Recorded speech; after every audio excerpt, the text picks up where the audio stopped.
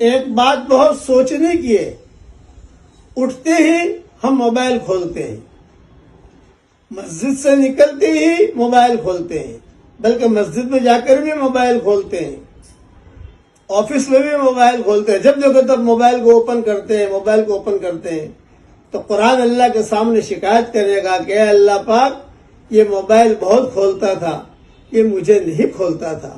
سورہ رحمان شکایت کرے گی، سورہ یاسین شکایت کرے گی، قرآن کی آیتیں شکایت کرے گی۔